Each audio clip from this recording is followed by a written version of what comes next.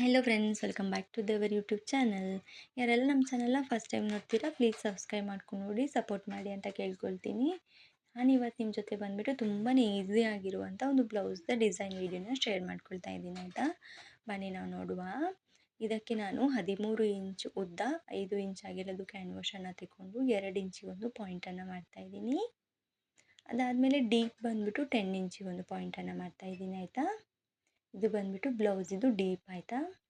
ಅದಾದಮೇಲೆ ಕೆಳಗಡೆ ಕೂಡ ಮೇಲೆ ತೆಗೊಂಡ ರೀತಿಯಲ್ಲಿ 2 ಇಂಚಿಗೆ ಒಂದು ಪಾಯಿಂಟನ್ನು ಮಾಡಿ ಸ್ಟ್ರೈಟ್ ಲೈನನ್ನು ಹಾಕ್ಕೊಳ್ತೇನೆ, ಈ ರೀತಿ ನೋಡ್ಬೋದು. ಅದಾದಮೇಲೆ ಇದನ್ನು ಸ್ಕೇಲನ್ನು ತೆಗೊಂಡ್ಬಿಟ್ಟು ಇದಕ್ಕೆ ಒಂದು ಬಾಕ್ಸ್ ಟೈಪಲ್ಲಿ ಶೇಪನ್ನು ಕೊಟ್ಬಿಡ್ತೀನಿ ನಾನು. ನೋಡಿ, ಈ ರೀತಿ ಬಾಕ್ಸ್ ಟೈಪಲ್ಲಿ ಹಾಕ್ಕೊಂಡ್ಬಿಡ್ತೀನಿ.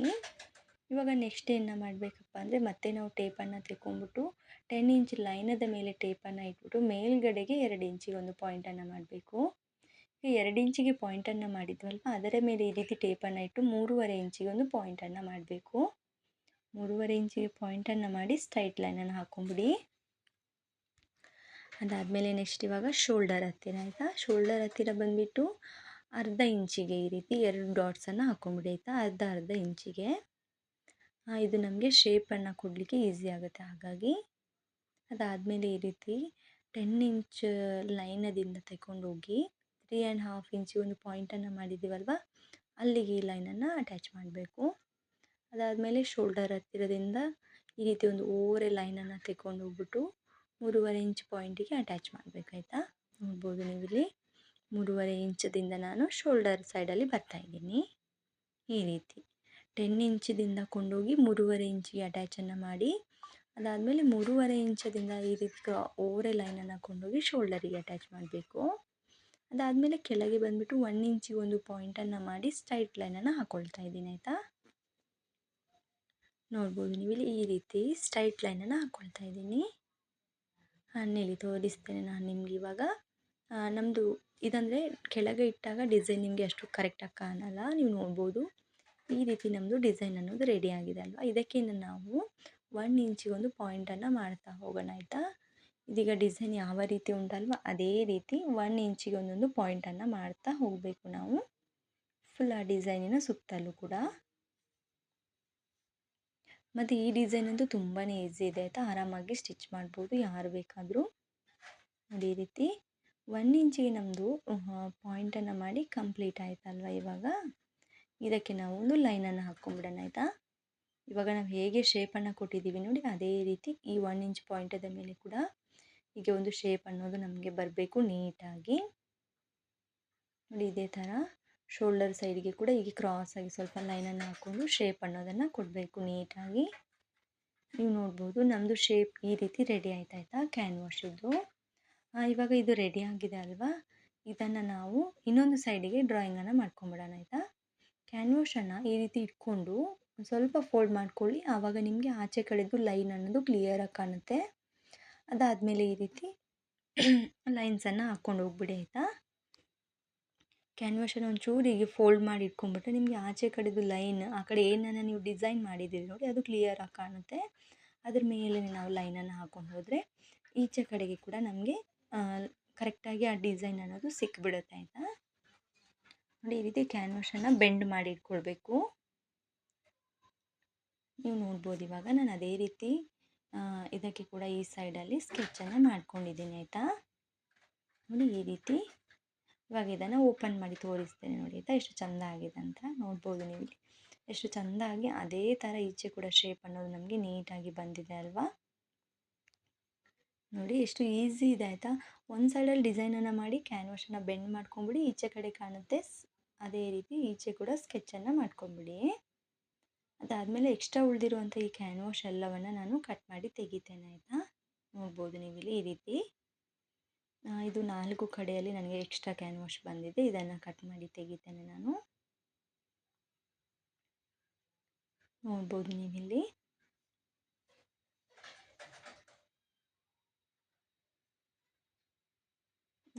ಗಡಿಬಿಡಿ ಮಾಡ್ಕೊಳ್ಳೋಕೆ ಹೋಗಬೇಡಿ, ಯಾವುದೇ ಕೆಲಸ ಮಾಡಿದ್ರು ಈ ಥರ ಏನೇ ಸ್ಟಿಚ್ಚನ್ನು ಮಾಡಿದ್ರು ಆರಾಮಾಗಿ ನಿಧಾನಾಗಿ ಮಾಡ್ಕೊಳ್ಬೇಕು. ನಾವು ಅರ್ಜೆಂಟಲ್ಲಿ ಮಾಡ್ತೀವಿ ಅಂತ ಹೋದರೆ ಏನಾದರೂ ಮಿಸ್ಟೇಕ್ ಆಗಿಬಿಡುತ್ತೆ, ಅದಕ್ಕೆ ಅರ್ಜೆಂಟನ್ನು ಮಾಡ್ಕೊಳಕ್ಕೆ ಹೋಗಬೇಡಿ ಆಯಿತಾ. ಅದಾದಮೇಲೆ ಕ್ಯಾನ್ವಾಶನ್ನು ಈ ರೀತಿ ಫೋಲ್ಡನ್ನು ಮಾಡಿ ಸಣ್ಣ ಸಣ್ಣ ಕಟ್ಸನ್ನು ಹಾಕ್ಕೊಂಬಿಡಿ ಆಯಿತಾ.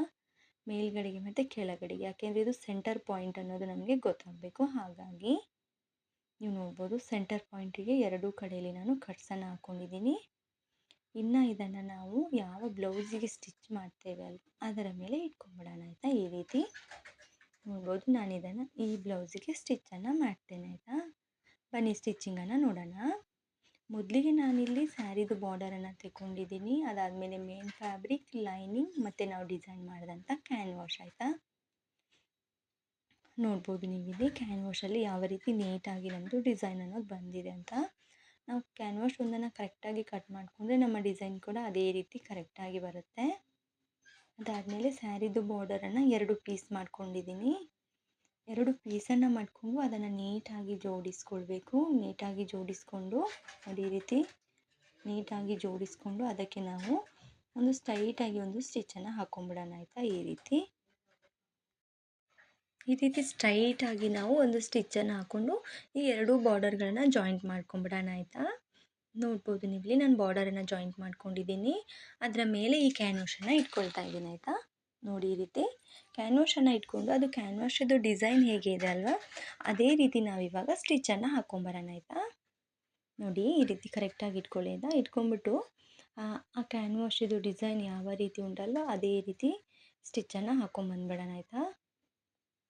ನೋಡಿ ಈ ರೀತಿ ನಾನು ಸ್ಟಿಚ್ಚನ್ನು ಹಾಕೊಳ್ಳೋಕೆ ಒಂದು 1/4 ಇಂಚಿಗೇನೋ ನನಗೆ ಅದು ಬಟ್ಟೆ ಕಮ್ಮಿ ಬಂತು. ಬಟ್ ಅದರ ಸ್ಟಿಚ್ಚಿಂಗಲ್ಲಿ ಅಡ್ಜಸ್ಟ್ ಆಯಿತು ನನ್ನದು. ಇನ್ನೊಂದು ಸ್ವಲ್ಪ ಬಾರ್ಡರ್ ದೊಡ್ಡದಿದ್ದರೆ ಕೂಡ ಚೆಂದ ಆಗುತ್ತೆ. ಮತ್ತು ಇದರಲ್ಲಿ ಏನು ಗೊತ್ತಾ, ಸ್ಯಾರಿದು ಬಟ್ಟೆನ ತೆಕ್ಕೊಂಡು ನಾವು ಬಾರ್ಡರನ್ನು ಹಾಗೆಲ್ಲ ಮಾಡ್ಕೊಳ್ಬೋದು.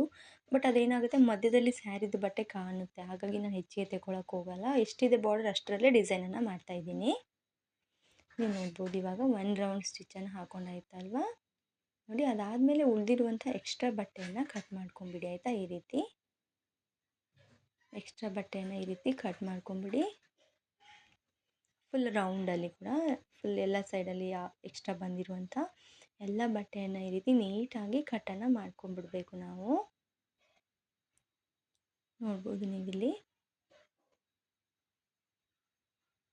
ಈ ರೀತಿ ಬಟ್ಟೆಯನ್ನು ನೀಟಾಗಿ ಕಟ್ಟನ್ನು ಮಾಡ್ಕೊಂಬಿಟ್ಟು ನಾವಿವಾಗ ಇದಕ್ಕೆ ಸಣ್ಣ ಸಣ್ಣದು ಕಟ್ಸನ್ನು ಹಾಕ್ಬಿಡೋಣ ಆಯಿತಾ. ಈ ರೀತಿ ಫುಲ್ ರೌಂಡಿಗೆ ಕೂಡ ಸಣ್ಣದು ಕಟ್ಸನ್ನು ಹಾಕಿಬಿಟ್ಟು ನೋಡಿ ಈ ರೀತಿ ಕಂಪ್ಲೀಟ್ ಮಾಡ್ಕೊಂಬಿಡಿ. ಅದಾದಮೇಲೆ ಹೀಗೆ ಒಂದು 1/4 ಇಂಚಿಗೆ ಈ ರೀತಿ ಒಳಗಡೆಗೆ ಮಡ್ಚ್ಕೊಂಬಿಡ್ಬೇಕು. ಈ ರೀತಿ ಬದಿಯಲ್ಲಿ ಫೋಲ್ಡನ್ನು ಮಾಡಿ ಸ್ಟಿಚ್ ಹಾಕ್ಕೊಂಬಿಡ್ಬೇಕಾಯ್ತಾ. ಒಂದು 1/4 ಇಂಚಿಗೆ ಮಡಚ್ಕೊಂಡು ಸ್ಟಿಚ್ಚನ್ನು ಹಾಕ್ಕೊಂಡು ಅದನ್ನು ಕಂಪ್ಲೀಟ್ ಮಾಡ್ಕೊಳ್ತಾ ಇದ್ದೀನಿ ನಾನು. ನೀವು ನೋಡ್ಬೋದು ಇಲ್ಲಿ ನಂದು ಸ್ಟಿಚ್ ಹಾಕಿ ಕಂಪ್ಲೀಟ್ ಆಯ್ತಲ್ವಾ. ಇವಾಗ ಅದನ್ನು ಹೊರಗಡೆ ತೆಗೆದುಬಿಡೋಣ ಆಯಿತಾ. ನಿಮಗೆ ತೋರಿಸ್ತೇನೆ ಯಾವ ರೀತಿ ಕಾಣ್ತಾ ಇದೆ ಅಂತ. ನೋಡಿ ಎಷ್ಟು ಚೆಂದಾಗಿ ನಮ್ಮದು ರೆಡಿ ಆಗಿದೆ ಅಲ್ವಾ ಬ್ಲೌಸ್. ಇದು ಬಾರ್ಡರ್ ಒಂಥರ ಬೇರೆ ಆಯಿತಾ. ಗ್ರೀನ್ ಕಾಣುತ್ತೆ, ಗೋಲ್ಡನ್ ಕಾಣುತ್ತೆ ಆ ಟೈಪಲ್ಲಿ. ಅದಾದಮೇಲೆ ಇಲ್ಲಿ ನಾವು ಮೇನ್ ಬ್ಲೌಸ್ದ ಫ್ಯಾಬ್ರಿಕನ್ನು ತೆಕ್ಕೊಂಡು ಅದರ ಮೇಲೆ ಲೈನಿಂಗನ್ನು ಇಟ್ಕೊಂಡ್ಬಿಟ್ಟು ಸ್ಟ್ರೈಟಾಗಿ ಒಂದು ಸ್ಟಿಚ್ಚನ್ನು ಹಾಕ್ಕೊಂಬಿಡೋಣ ಆಯಿತಾ. ಇವಾಗ ನಾವು ಈ ಬಟ್ಟೆಯನ್ನು ಫಸ್ಟಿಗೆ ರೆಡಿ ಮಾಡ್ಕೊಂಬಿಡೋಣ. ನಮ್ಮದು ಕ್ಯಾನ್ವಾಶ್ ಹೇಗೂ ಆಲ್ರೆಡಿ ರೆಡಿ ಇದೆ. ನೋಡಿ ಈ ರೀತಿ ಒಂದು ಸ್ಟ್ರೈಟಾಗಿ ಸ್ಟಿಚ್ಚನ್ನು ಹಾಕ್ಕೊಂಡಾಯಿತು. ಅದಾದಮೇಲೆ ಬಟ್ಟೆಯನ್ನು ಈ ರೀತಿ ಉಲ್ಟ ತಿರುಗಿಸ್ಕೊಂಡ್ಬಿಟ್ಟು ಲೈನಿಂಗದ ಮೇಲೆ ಇನ್ನೊಂದು ಸ್ಟ್ರೈಟ್ ಲೈನನ್ನು ಹಾಕ್ಕೊಂಡ್ಬಿಡ್ಬೇಕು.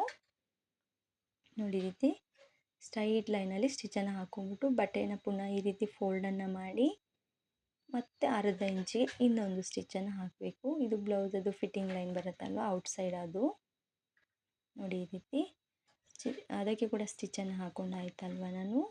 ಅದಾದಮೇಲೆ ಇವಾಗ ಲೈನಿಂಗನ್ನು ಅಟ್ಯಾಚ್ ಮಾಡ್ಕೊಂಬಿಡೋಣ ಆಯಿತಾ. ನಾನು ಕಂಪ್ಲೀಟ್ ಅದು ಸ್ಟಿಚಿಂಗಿದು ವೀಡಿಯೋಸ್ ಎಲ್ಲ ಹಾಕ್ತಾ ಹೋಗಲ್ಲ, ಸ್ವಲ್ಪ ಸ್ವಲ್ಪ ಮಾತ್ರ ತೋರಿಸಿದ್ದೀನಿ. ಲೈನಿಂಗ್ ಅಟ್ಯಾಚ್ ಮಾಡೋದಾಯಿತು, ಸೈಡಲ್ಲಿ ಸ್ಟಿಚ್ ಮಾಡೋದಾಯಿತು, ಯಾಕೆಂದರೆ ವೀಡಿಯೋ ಲೆಂತಿ ಆಗಿಬಿಡುತ್ತೆ. ಹಾಗಾಗಿ ನೋಡ್ಬೋದು ಇದೇ ರೀತಿ ಫುಲ್ ಬ್ಲೌಸ್ದ ಪೀಸಿಗೆ ನಾವು ಲೈನಿಂಗನ್ನು ಅಟ್ಯಾಚ್ ಮಾಡಿ ರೆಡಿಯನ್ನು ಮಾಡ್ಕೊಳ್ಬೇಕಾಯ್ತಾ. ನೋಡ್ಬೋದು ಇದೇ ರೀತಿ ನೀಟಾಗಿ ನಾವು ಲೈನಿಂಗನ್ನು ಅಟ್ಯಾಚ್ ಮಾಡಿ ರೆಡಿ ಮಾಡ್ಕೊಂಡಾಗಿದೆ.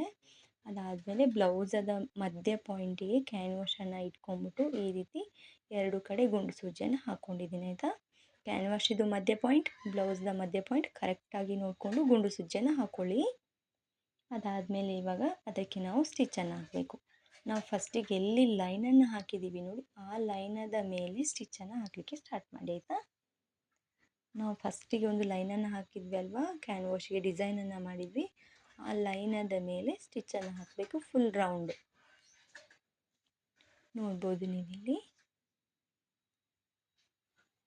ನೆಕ್ಸ್ಟ್ ಏನಪ್ಪ ಅಂದರೆ ಸ್ಟಿಚ್ ಹಾಕಿ ಆದಮೇಲೆ ನಂದು ವೀಡಿಯೋ ಆನ್ ಇರಲಿಲ್ಲ ಆಯಿತಾ. ನಾನು ಆನ್ ಇದೆ ಅಂದ್ಕೊಂಡು ಈ ಒಂದು ಪೀಸನ್ನು ಕಟ್ ಮಾಡಿ ತೆಗೆದುಬಿಟ್ಟಿದ್ದೀನಿ. ನೀವು ನೋಡ್ಬೋದು ಇಲ್ಲಿ ವೀಡಿಯೋದಲ್ಲಿ ಈ ರೀತಿ ಒಂದು 1/4 ಇಂಚಿಗೆ ಬಟ್ಟೆಯನ್ನು ಬಿಟ್ಬಿಟ್ಟು ಉಳಿದ ಎಲ್ಲ ಬಟ್ಟೆಯನ್ನು ಕಟ್ ಮಾಡಿ ತೆಗಿಬೇಕಾಯ್ತಾ. ಮಧ್ಯದ್ದು ಆ ಒಂದು ಪೀಸದ್ದು ಬಟ್ಟೆಯನ್ನು ಕಟ್ ಮಾಡಿ ತೆಗೆದು ಈ ರೀತಿ ಸಣ್ಣ ಸಣ್ಣ ಕಟ್ಸನ್ನು ಹಾಕ್ಕೊಂಬಿಟ್ಟು ಅದನ್ನು ನಾವಿವಾಗ ತಿರುಗಿಸ್ಕೊಳ್ಬೇಕಾಯ್ತಾ. ನೋಡಿ ಈ ರೀತಿ ಅದನ್ನು ತಿರುಗಿಸ್ಕೊಂಡ್ಬಿಡ್ಬೇಕು ನಾವು. ಈ ರೀತಿ ಸರಿಯಾಗಿ ಮೇಲೆ ತಿರುಗಿಸ್ಕೊಂಡ್ಬಿಟ್ಟು ಮೇನ್ ಫ್ಯಾಬ್ರಿಕ್ ಇರುತ್ತಲ್ವ ಅದರ ಸೈಡಿಗೆ ಈ ರೀತಿ ಕ್ಯಾನ್ವಾಶನ್ನು ಕರೆಕ್ಟ್ ಮಾಡ್ಕೊಂಬಿಡಿ ಆಯಿತಾ, ಸರಿ ಮಾಡ್ಕೊಂಬಿಡಿ. ಕ್ಯಾನ್ವಾಶನ್ನು ಈ ರೀತಿ ಕರೆಕ್ಟಾಗಿ ಸರಿ ಮಾಡ್ಕೊಂಡಾದಮೇಲೆ ಅದು ಫುಲ್ ನೆಕ್ಕಿಗೆ ಒಂದು ಸ್ಟಿಚ್ಚನ್ನು ಹಾಕ್ಕೊಂಬಿಡೋಣ ಆಯಿತಾ ನಾವು. ನೋಡಿ ಈ ರೀತಿ ಫುಲ್ ನೆಕ್ಕಿಗೆ ರೌಂಡಾಗಿ ಒಂದು ಸ್ಟಿಚ್ಚನ್ನು ಹಾಕ್ಕೊಬರೋಣ ಆಯಿತಾ. ಆವಾಗ ಅದು ನೀಟಾಗಿ ಕುತ್ಕೊಳ್ತದೆ. ಹಾಗಾಗಿ ನೀವು ನೋಡ್ಬೋದು ಇಲ್ಲಿ ನಾನು ಸ್ಟಿಚ್ಚನ್ನು ಹಾಕ್ತಾಯಿದ್ದೀನಿ. ಇದೇ ರೀತಿ ಇದನ್ನು ಫುಲ್ ರೌಂಡ್ ನೆಕ್ಕಿಗೆ ಸ್ಟಿಚ್ಚನ್ನು ಹಾಕ್ಕೊಂಡು ನಾನು ಕಂಪ್ಲೀಟನ್ನು ಮಾಡಿಬಿಡ್ತೀನಿ ಆಯಿತಾ.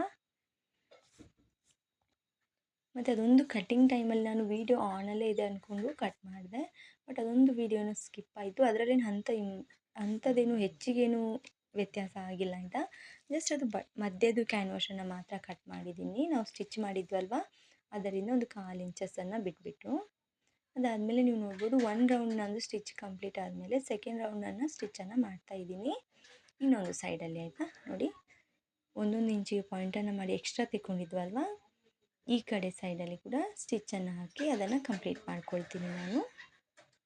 ನೋಡಿ ನೆಕ್ಕಿಗೆ ಆಯಿತು ಸ್ಟಿಚ್, ಅದರ ಮೇಲೆ ಸೈಡಲ್ಲಿ ಇತ್ತಲ್ವ ಆ ಕ್ಯಾನ್ವಾಶ್ಗೆ ಕೂಡ ಈ ರೀತಿ ಸ್ಟಿಚ್ಚನ್ನು ಹಾಕಿ ಅದನ್ನು ಕರೆಕ್ಟಾಗಿ ಕೂರಿಸಿಬಿಡಬೇಕು ನಾವು. ನೋಡ್ಬೋದು ನೀವಿಲ್ಲಿ ಈ ಕಡೆ ಕೂಡ ನಂದು ಸ್ಟಿಚ್ಚನ್ನು ಹಾಕಿ ಕಂಪ್ಲೀಟ್ ಆಗ್ತಾ ಬಂತು. ಈ ರೀತಿ ಕರೆಕ್ಟಾಗಿ ನಾವು ಅದಕ್ಕೆ ಸ್ಟಿಚ್ಚನ್ನು ಹಾಕಿ ಅದನ್ನು ಕೂರಿಸ್ಬಿಡಬೇಕು.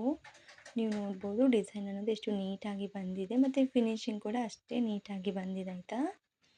ಅದಾದಮೇಲೆ ನೆಕ್ಸ್ಟ್ ಇವಾಗ ನಾವು ಸ್ಯಾರಿದು ಬಟ್ಟೆಯನ್ನು ತೆಕ್ಕೊಳ್ತಾ ಇದ್ದೀನಿ ಆಯಿತಾ. ನೋಡಿ ಈ ರೀತಿ ಸ್ಯಾರಿದು ಬಟ್ಟೆಯನ್ನು ತೆಕ್ಕೊಂಡು ಈ ರೀತಿ ಒಂದು ಸಣ್ಣದೊಂದು ಬಟರ್ಫ್ಲೈ ಟೈಪಲ್ಲಿ ಮಾಡಬೇಕಾಯ್ತಾ ಕೈಯಲ್ಲಿಯೇ. ಇದಕ್ಕೆ ನಾನು ಲೇಸನ್ನು ಸುತ್ತಿ ಬಟರ್ಫ್ಲೈ ಟೈಪಲ್ಲಿ ಮಾಡಿದ್ದೀನಿ. ನೀವು ನೋಡ್ಬೋದು ಇಲ್ಲಿ ಒಂದು ಸೈಡಲ್ಲಿ ಕೆಳಗಡೆ ಇಟ್ಕೊಂಡ್ಬಿಟ್ಟು ಸ್ಟಿಚ್ಚನ್ನು ಹಾಕಿದ್ದೀನಿ.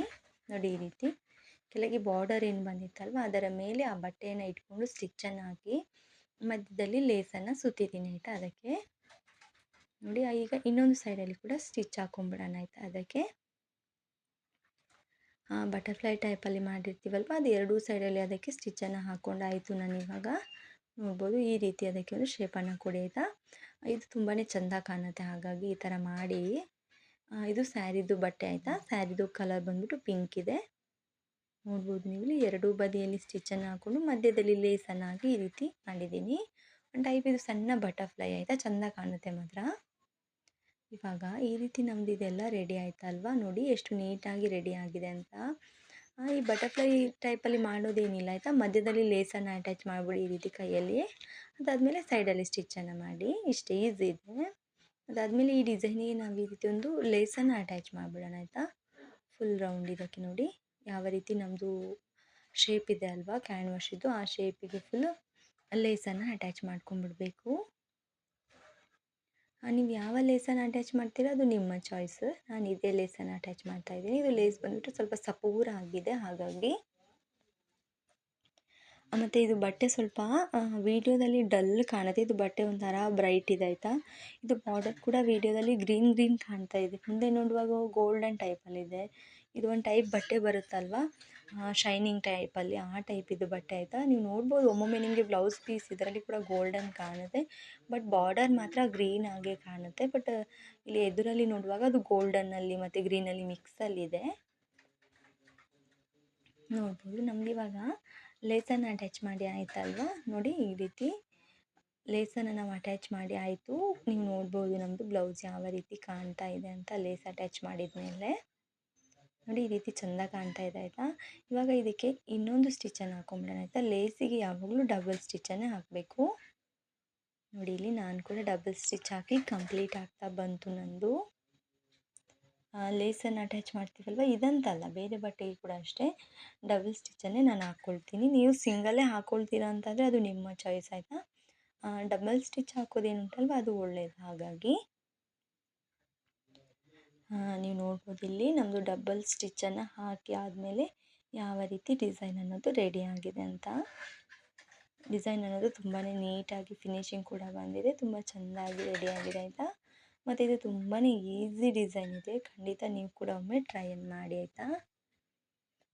ನೋಡ್ಬೋದು ಮಧ್ಯದಲ್ಲಿ ಇದು ಬಟರ್ಫ್ಲೈ ಟೈಪಲ್ಲಿ ನಾವು ಕೂರಿಸಿದ್ದೀವಲ್ವ, ಅದೇ ತುಂಬ ಚೆಂದ ಕಾಣ್ತಾ ಇದೆ ಆಯಿತಾ. ನೋಡಿ ಈ ರೀತಿ ಮಧ್ಯದಲ್ಲಿ ಒಂದು ಲೇಸನ್ನು ಮಾಡಿದ್ದೀವಿ, ಆ ಲೇಸನ್ನು ಕರೆಕ್ಟಾಗಿ ನೀವು ಸರಿ ಮಾಡ್ಕೊಳ್ಳಿ ಆಯಿತಾ. ಮಧ್ಯಕ್ಕೆ ಕೊಡಿ, ಆಚೆ ಮತ್ತು ಈಚೆ ಈ ರೀತಿ ನೀಟಾಗಿ ಕಾಣೋ ರೀತಿ ಮಾಡಿ ಬಟ್ಟೆಯನ್ನು.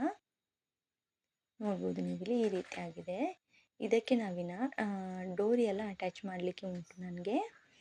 ನಾನು ಡೋರಿ ಎಲ್ಲ ಅಟ್ಯಾಚ್ ಮಾಡಿ ಅದಾದಮೇಲೆ ಕೂಡ ಮತ್ತೆ ನಿಮಗೆ ತೋರಿಸ್ತೇನೆ ಬ್ಲೌಸ್ ಯಾವ ರೀತಿ ಆಗ್ತದೆ ಅಂತ. ಇವಾಗ ಇದು ಡೋರಿಯನ್ನು ಅಟ್ಯಾಚ್ ಮಾಡಿಲ್ಲ ನಾನು, ನೋಡಿ ನೀವು. ಇನ್ನು ಇದಕ್ಕೆ ಉಂಟಲ್ವಾ, ನಾನೀಗ ಇವತ್ತು ಡಬಲ್ ಡೋರಿಯನ್ನು ಅಟ್ಯಾಚ್ ಮಾಡ್ತಾಯಿದ್ದೀನಿ ಆಯಿತಾ. ಒಂದೇ ಡೋರಿ ಅದರಲ್ಲಿ 2 ಗೊಂಡೆ ಬರ್ತದಲ್ವ, ಆ ಟೈಪಲ್ಲಿ ಅಟ್ಯಾಚನ್ನು ಮಾಡ್ತೀನಿ. ಫಸ್ಟಿಗೆ ನೀವು ನೋಡಿ ಡೋರಿಯನ್ನು ಅಟ್ಯಾಚ್ ಮಾಡೋ ಮುಂದೆ ನಮ್ಮದು ಬ್ಲೌಸ್ ಅನ್ನೋದು ಈ ರೀತಿ ಇದೆ. ಡೋರಿಯನ್ನು ಅಟ್ಯಾಚ್ ಮಾಡಿ ಆದಮೇಲೆ ಈ ರೀತಿ ಕಾಣ್ತಾ ಇದೆ ಆಯಿತಾ. ಇದು ಬಟ್ಟೆ ಬಂದುಬಿಟ್ಟು ವೀಡಿಯೋದಲ್ಲಿ ಈ ಥರ ಬರ್ತಾಯಿದೆ, ಒಮ್ಮೆ ಡಲ್ ಬರುತ್ತೆ, ಒಮ್ಮೆ ಡಾರ್ಕ್ ಬರುತ್ತೆ. ಮುಂದುಗಡೆ ಇದು ಬಟ್ಟೆ ತುಂಬಾ ಚೆನ್ನಾಗಿದೆ, ಗೋಲ್ಡನ್ ಟೈಪಲ್ಲಿದೆ ಆಯಿತಾ. ಮತ್ತು ಇದು ವಿಡಿಯೋ ಹೇಗೆ ಅನ್ನಿಸ್ತು ಅಂತ ಹೇಳಿ, ಇಷ್ಟ ಆದರೆ ಒಂದು ಲೈಕ್ ಕೊಡೋದನ್ನು ಮರೆಯೋಕ್ಕೆ ಹೋಗಬೇಡಿ ಆಯಿತಾ. ನೋಡ್ಬೋದು ನೀವು ಎಷ್ಟು ನೀಟಾಗಿ ರೆಡಿ ಆಗಿದೆ ಅಂತ. ನಮ್ಮದು ಬ್ಲೌಸ್ ಕೂಡ ತುಂಬಾ ಚೆಂದ ಬಂದಿತ್ತು. Thank you.